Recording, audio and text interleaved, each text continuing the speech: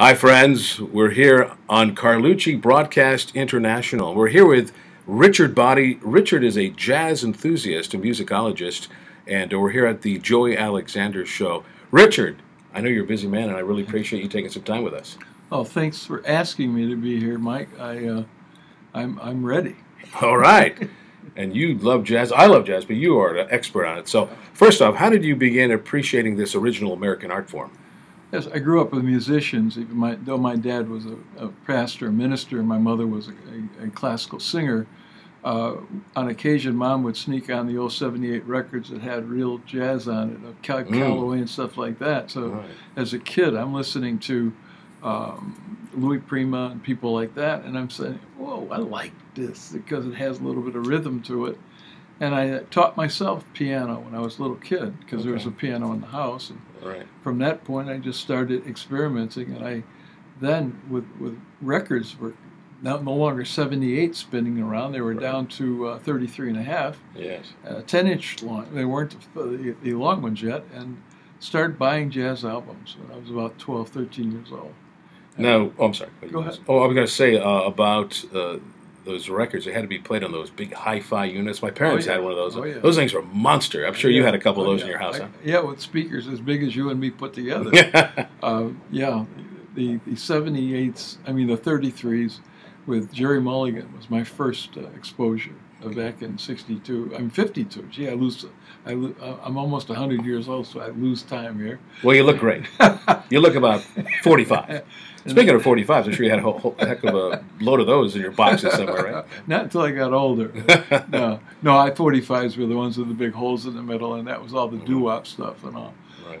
But basically started off with Jerry Mulligan and then became what was called East Coast to Miles Davis and John Coltrane and Cannonball Adderley and things like that. But I learned how to play like that, and to this day, I still will sit down and try to mimic that I'm on the stage with these heavyweights. By the way, if you just joined us, this is Carlucci Broadcast International. We are talking with jazz enthusiast and musicologist, a jazz expert, if you will, Richard Boddie. Richard, there's a lot of new artists, newcomers, if you will, coming into the jazz world. And what's impressed you so far with some of these new jazz artists? Of course, the one we saw here today. Yes. Well, most of all, Joey Alexander, who I experienced today, who is the most phenomenal. It's like he's from another planet. If the folks are jazz people, go online and check out Joey Alexander. He's only 14 years old, born in Bali. He's been in the United States since he was about 9 years old. He started playing professional jazz at about 10 years old. And there are a lot of videos that are online right now where you can check them out. But I stumbled on him, and then I said, I want to see him for real. So that's why I'm here today. But up to this point, the biggest influence with me, other than vocal groups like Four Freshmen from way back and then Manhattan Transfer today, mostly Miles Davis, because he was weird enough and had enough going for him that it just made an impression on me. To this day, I still have in my car on the CD, I play Miles's "So What," and it keeps the blood pressure down. Great album. And Miles Davis, he had a lot of skeletons in the concert, but besides that, what a talent, huh? Yeah, just speaking of that, Don Cheadle did a tremendous job on a movie about Miles. It's called Miles Ahead, and it showed how volatile and crazy he was. But generally, people of that level, they're a little bit off, too, a little bit weird, too. You can tell that's why I'm not famous yet, because I've been able to not be too crazy. Question for you, going back to Joey Alexander, what is he providing that's really bringing this enormous excitement and that everyone's embracing to this phenomenon, if you will? That he's only about 4'2", and the two guys he had in the group, one guy was 400-pound drummer, and a guy who was on bass was about 6'4". And here's Joey standing in the middle of after the concert, and you say, these guys can make 5 of him. No, this guy was the most prolific, most intense jazz pianist, and I've seen almost all or heard almost all the ones that have in the 20th century up until the 21st century. I'm talking about Herbie Hancock and Chick Corea and Keith Jarrett and Oscar Peterson, and goes on, and Dave Brubeck. This 14-year-old kid can play all of their stuff with no music. Wow. You just answered why this guy's Yeah. becoming a phenom. Yeah, no music. Wow. There's nothing on that piano. And he's in his last album. He's written about 4 of the tunes on his last album called Eclipse. They did this live session the day of the eclipse, just last fall, whatever that was. And the bass player and the drummer, and he came back into the studio, never said a word, sat down and put together about a 10-minute presentation without ever talking to each other, and that's the title of the album is Eclipse, with this number that they've done. Almost a spiritual thing, but it's scary when you look at the kid and say, this guy he's born in 2003, and this guy is only about 4 foot, seriously, about 4'2", maybe 4'4", about a high hurdle length. Wow. And the guy is just, his hands shouldn't be big enough to even play octaves on the left hand, but he's doing stuff that you can't do. Yeah. That's what I kept saying to my wife, Shirley, you can't do that. And he's doing it. Well, I look forward to seeing him next time when he comes in town. Yeah. One quick question, because I know you got to run, and I got to run out here too.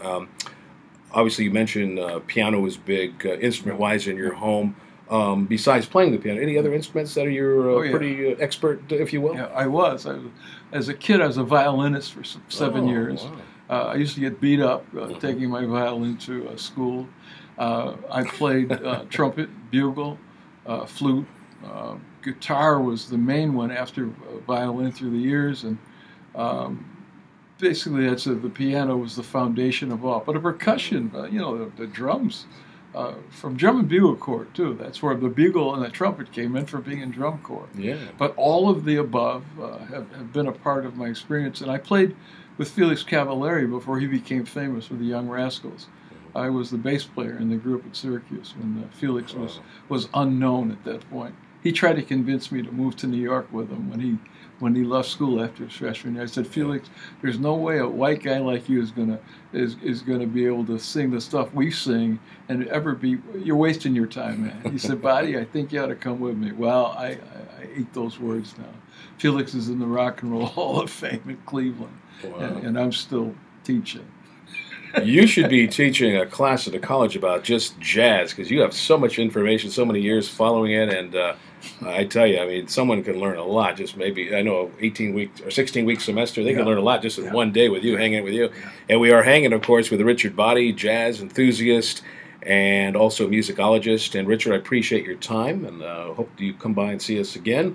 And before I do close, you did say you were a violinist. You don't look like a violinist to me. You look like more like a bass player, the big bass. That's what it came boom, to. Boom, boom, That's where I did transition to the stand-up bass, because they're the exact same tune, the same strings, and all. So that was the thing that I evolved to. Yeah. It's in the same family. Richard Boddie, I appreciate your time, my friend. Come by and see us again.